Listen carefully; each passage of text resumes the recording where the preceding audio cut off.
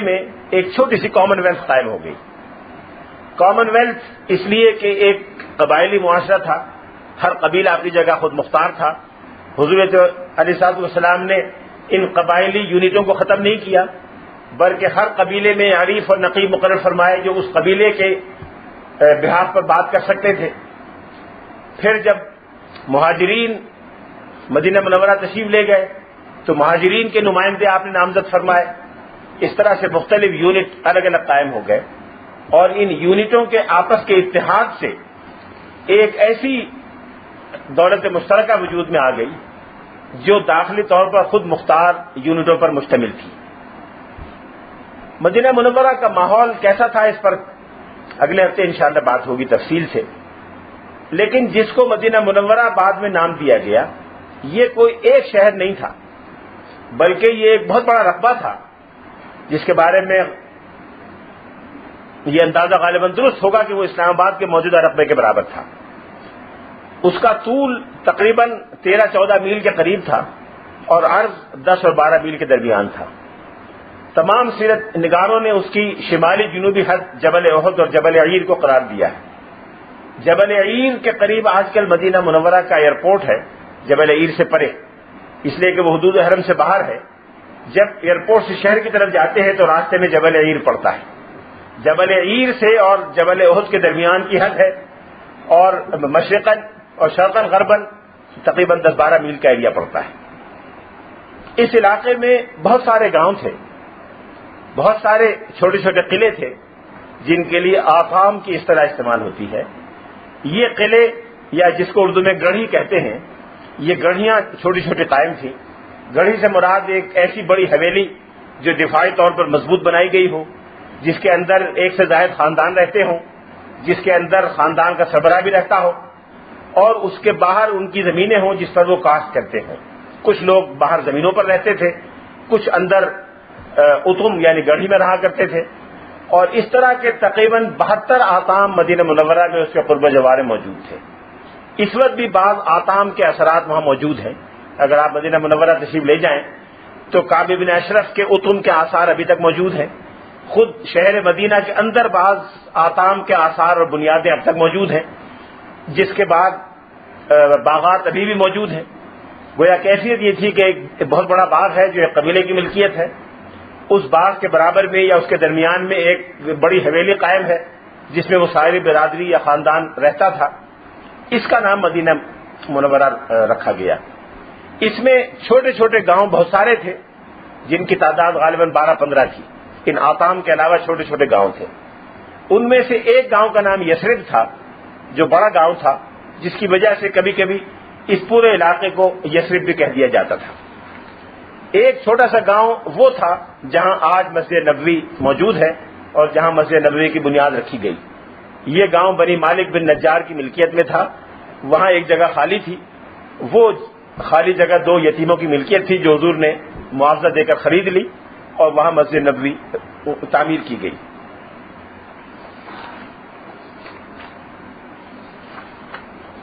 مدینہ منورہ میں پہلی مرتبہ ایسا ہوا کہ تمام قبائل کی بنیاد پر یا مختلف قبائل کی بنیاد پر پہلی مرتبہ ایک ریاستی نظم و نسق قائم کیا گیا، جس کی سربراہی اتفاق رائے سے رسول اللہ صلی اللہ علیہ وسلم نے سنبھالی. اور یوں طویل جنگ اور اختلاف کی وہ روایت ختم ہو گئی جو مدینہ منورہ کے مختلف قبائل کے مابین آپس میں طویل عرصے سے جاری تھی.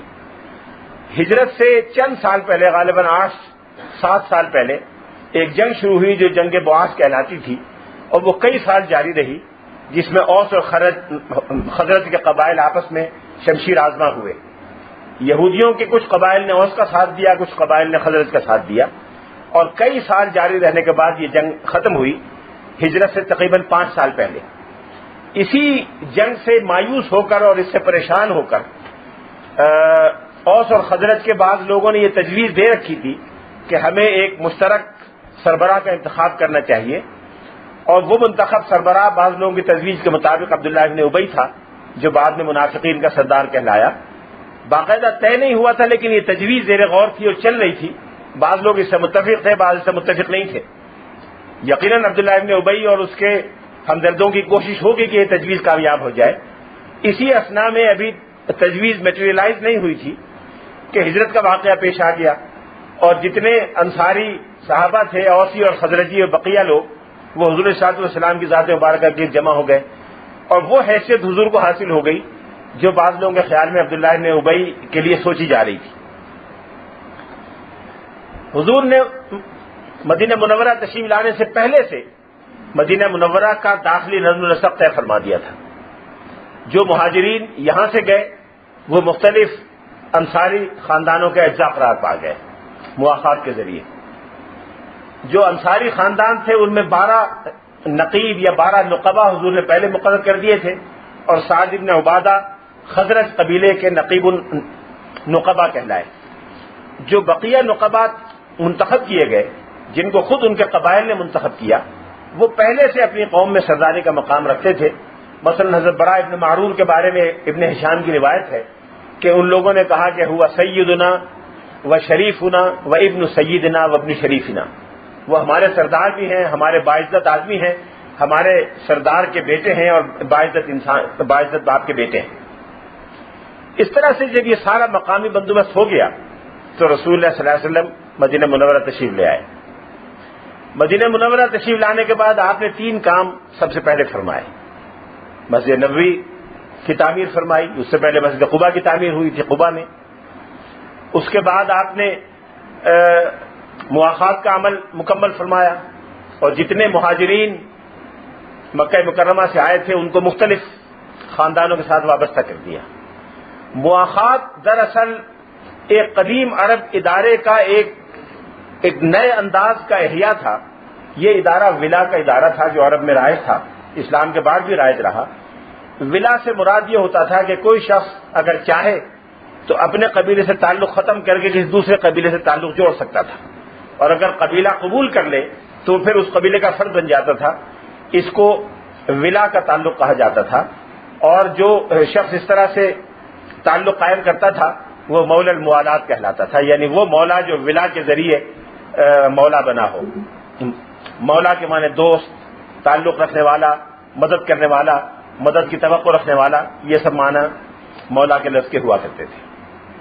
تیسرا کام حضور نے یہ کیا کہ ایک چارٹر متعین فرمایا جس کو لوگوں نے میثاق مدینہ کا نام بھی دیا ہے، بعض مورخین نے اس کو معاہدہ بھی کہا ہے، لیکن اس کے جو قدیم ترین راویان ہیں محدثین میں امام ابو داؤد، امام احمد بن حنبل جن کے یہاں اس کا تذکرہ ملتا ہے، اور سیرت نگاروں میں ابن ہشام اور ابن سعد، اور مورخین میں کئی اور لوگ، ان سب نے اس کے لیے کتاب کی اصطلاح استعمال کی ہے، کتاب رسول اللہ صلی اللہ علیہ وسلم للانصار والمہاجرین یا بین الانصار والمہاجرین۔ کتاب کا عربی ترجمہ فیصلہ یا چارٹر ہوتا ہے۔ چارٹر یا فیصلہ، قرآن پاک میں کتاب کا لفظ انہی معنی میں استعمال ہوا ہے، لولا کتاب من اللہ سبق لمسکم فیما اخذتم عذاب عظیم۔ اگر اللہ تعالیٰ کا فیصلہ پہلے نہ آ چکا ہوتا، کلا ان کتاب الابرار لفی علیین کلا ان کتاب الفجار لفی سجین، کتاب کا لفظ قرآن پاک میں جہاں بھی کتاب اللہ کے علاوہ کسی مفہوم میں آیا ہے اس سے مراد فیصلہ اور حکم۔ اس لیے یہاں کتاب کا ترجمہ میثاق یا معاہدہ درست نہیں ہے، یہ چارٹر یا فیصلہ ہے جو رسول اللہ صلی اللہ علیہ وسلم نے کیا۔ یقیناً اس فیصلے کو کرنے میں، اس چارٹر کو ایشو کرنے میں حضور نے قبائل سے بات کی، معاہدہ کیا، اور ابتدائی گفتگو جب انصار کے ذمہ داروں سے ہو رہی تھی تو حضرت انس کے گھر میں ہوئی تھی۔ حضرت انس نے واقعہ بیان کیا ہے کہ رسول اللہ صلی اللہ علیہ وسلم ہمارے گھر میں تشریف فرما تھے جب یہ معاہدہ ہو رہا تھا، اور حضرت زید بن ثابت روایت کرتے ہیں کہ میں حضور کے بالکل قریب بیٹھا ہوا تھا، حضور ایک ایک جملہ ڈکٹیٹ فرماتے تھے، میں نوٹ کرتا جاتا تھا، اور میرا گھٹنا حضور کے گھٹنے کے نیچے، فرش پر بیٹھے ہوئے تھے، آلتی پالتی مار کے حضور تشریف فرما تھے، اور ان کا حضور کا گھٹنا حضرت زید بن ثابت کے گھٹنے پر تھا۔ یہ ایک اور کنٹیکسٹ میں حضور نے بیان کیا، تو وہاں یہ بات ہو رہی تھی، یہ معاہدہ ہو گیا۔ اس کے بعد جب یہ معاہدہ مکمل ہو گیا، عام طور پہ مورخین کا کہنا یہ ہے، جدید مورخین میں سے بہت سے لوگوں کا، کہ یہ معاہدہ جو اس وقت 47 یا 52 دفعات پر مشتمل ہے، یہ 2 حصوں میں 2 الگ الگ اوقات میں کیا گیا۔ بعض لوگوں کا کہنا ہے کہ یہ ایک ہی معاہدہ ہے اور ایک ہی وقت میں کیا گیا تھا۔ جو تمام قدیم مصنفین اس کو ایک دستاویز کے طور پر بیان کرتے ہیں۔ جدید مصنفین میں سے بعض لوگوں کا، مثلا ڈاکٹر حمید اللہ صاحب کا اور کئی لوگوں کا خیال یہ ہے کہ یہ دو الگ الگ دستاویزات تھیں جو دو مختلف اوقات میں مرتب ہوئیں اور بعد میں ان کو ملا کر ایک کر دیا گیا۔ پہلی 25 دفعات تو ہجرت کے ابتدائی مہینوں میں مرتب ہوئیں اور یہ مہاجرین اور انصار کے مختلف قبائل کے درمیان یہ چیز طے پائی۔ دوسرا حصہ غزوہ بدر کے بعد مرتب ہوا، جس کی روح سے یہودی قبائل بھی اس معاہدے میں شامل ہوئے۔ لسان العرب میں جو عربی زبان کی مشہور لغت ہے، اس میں ایک جگہ دو کتابوں کا حوالہ ہے، کتابہ علیہ الصلوۃ والسلام للمہاجرین والانصار اور کتابہ علیہ الصلوۃ والسلام للیہود۔ اس سے پتہ چلا کہ قدیم مصنفین میں سے ابن منظور افریقی بھی اس کو دو دستاویزات کا مجموعہ سمجھتے ہیں۔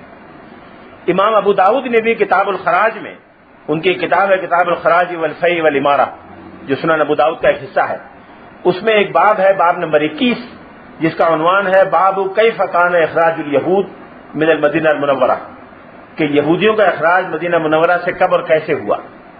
اس میں انہوں نے یہ لکھا ہے کہ حضور علیہ الصلوۃ والسلام نے ہجرت فرمانے کے فوراً بعد مہاجرین اور انصار کے درمیان ایک کتاب تحریر فرمائی تھی، چارٹر جاری فرمایا تھا، اور غزوہ بدر کے بعد یہودی بھی اس چارٹر میں شامل ہو گئے۔ اس سے بھی پتہ چلا کہ دو الگ الگ معاہدے تھے۔ اس کی دفعات کتنی ہیں؟ ڈاکٹر حمید اللہ نے 52 دفعات قرار دی ہیں، وینسنک جو مشہور مستشرق تھے غالباً ڈچ، انہوں نے 47 قرار دی ہیں، اور بعض اور مصنفین نے 56 دستاویزات قرار دی ہیں، 56 دفعات قرار دی ہیں۔ کتاب کی جو پہلی دفعہ ہے، جو اس دستور کی پہلی دفعہ ہے، اور ڈاکٹر حمید اللہ صاحب نے بجا طور پر، ولہاؤزن نے، ڈاکٹر حمید اللہ نے اور کئی دوسرے جدید مصنفین نے اس کو انسانی تاریخ کا پہلا تحریری دستور قرار دیا ہے، اور یقیناً یہ انسانی تاریخ کا پہلا تحریری دستور ہے۔ اس سے پہلے کوئی ایسی مثال نہیں ملتی کہ کسی ریاست کے نظام کو چلانے کے لیے تحریری طور پر کوئی دستور مرتب کر کے نافذ کیا گیا ہو۔ اس کا آغاز یہاں سے ہوتا ہے، اور پہلی دو دفعات بڑی اہم ہے، میں آپ کے سامنے پڑھتا ہوں۔ بسم اللہ الرحمن الرحیم۔ ھذا کتاب من محمد النبی صلی اللہ علیہ وسلم بین المؤمنین والمسلمین من قریش ویثرب ومن تبعهم فلحق بهم وجاہد معهم انہم امۃ واحدہ من دون الناس۔ اللہ کے نام سے جو رحمان الرحیم ہے، یہ ایک چارٹر ہے جو محمد نبی پیغمبر اسلام نے جاری کیا ہے، مومنین اور مسلمین کے درمیان ہے، وہ مومنین اور مسلمین جن کا تعلق قریش اور یثرب سے ہے، اور ان تمام لوگوں سے جو بعد میں ان کی پیروی کریں، ان کے ساتھ آ ملیں اور ان کے ساتھ جہاد کریں۔ یہ تو پارٹیز کا ذکر آ گیا، دیز آر دا پارٹیز، یہ وہ پارٹیز ہیں یا وہ فریق ہیں جن کے درمیان یہ چارٹر جاری کیا گیا۔ پہلی دفعہ انہم امۃ واحدۃ من دون الناس۔ دونا کا لفظ بڑا اہم ہے۔ دونا کا لفظ عربی زبان میں کسی چیز کو ایکسکلوڈ کرنے کے لیے آتا ہے، ٹو دی ایکسکلوژن آف۔ من دونا کا صحیح ایگزیکٹ ترجمہ ہوگا ٹو دی ایکسکلوژن آف۔ یہ ایک امت واحدہ ہے، تمام انسانوں سے الگ۔